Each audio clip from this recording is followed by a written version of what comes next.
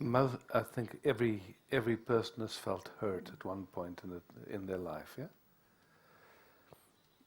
But there's a lot of confusion around hurt, when hurt happens. The usual way that hurt is held is that somebody else hurt us, or there's something wrong with us. If we believe, if that's the paradigm, if that's how we've been conditioned, is to believe it's somebody else's fault,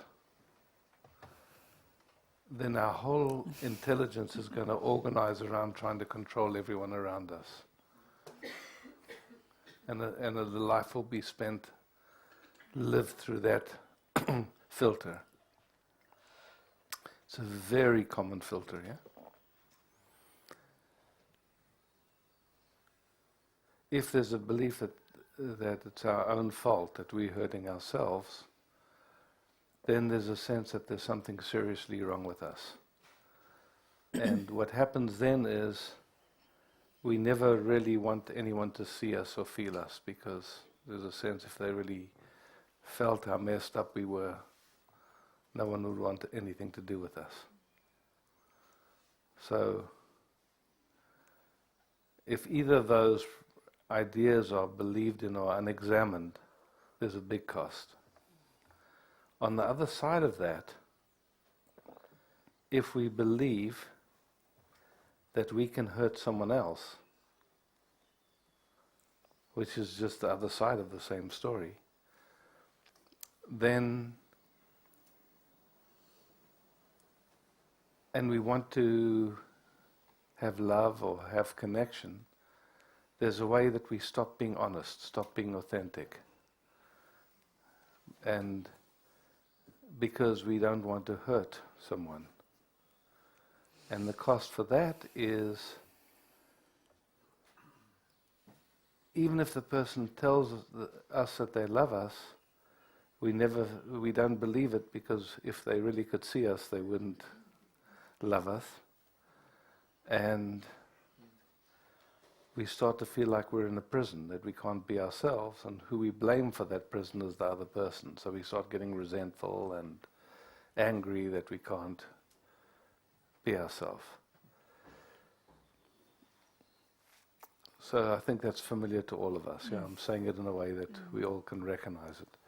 So hurt happens, there's no doubt. We have hurt that happens. But what's interesting to look at is, what is it that hurts us? Is it the other person that hurts us? Is it ourselves that hurt ourselves? Or is it just something unconscious in us that doesn't mean anything about us? It's just showing us where our system doesn't have the information that it needs to be here in an easy way.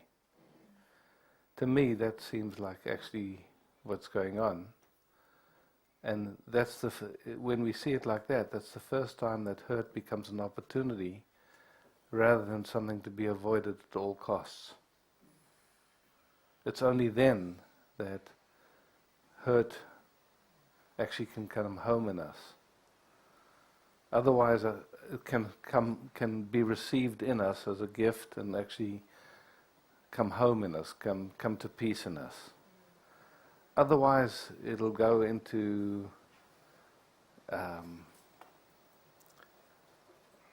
psychologically trying to deal with it, trying to change ourselves, trying to fix it, which just keeps that idea that there's something wrong with us alive.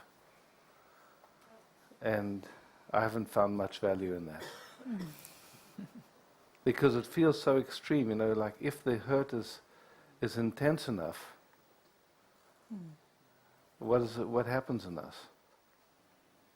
It's like, the jails are full of people just like us that got touched, and because when that hurt gets touched, it touches fight, flight, freeze, and basically our system wants to do anything to get away from that. And if it's in the fight mode, it can kill someone before you come to your senses even, yeah? It really brings out the killer. Like, if there's a deep upset, we say things we don't mean. Yeah. I mean, or we mean it when we say it, but we say it in a way of, it's just trying to get away from that feeling, yeah? I think we all know that, yeah?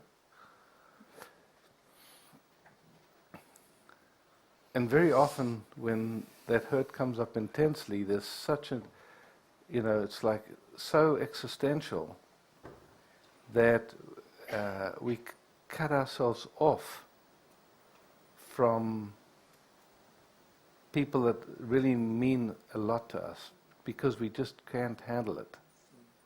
And then there's a pain about it because it has a big cost, actually. But it's, in a way, sometimes that's all we can do. It's just like, we need to do that in order just to survive and maybe investigate it later. So it's not wrong or bad, but it's just...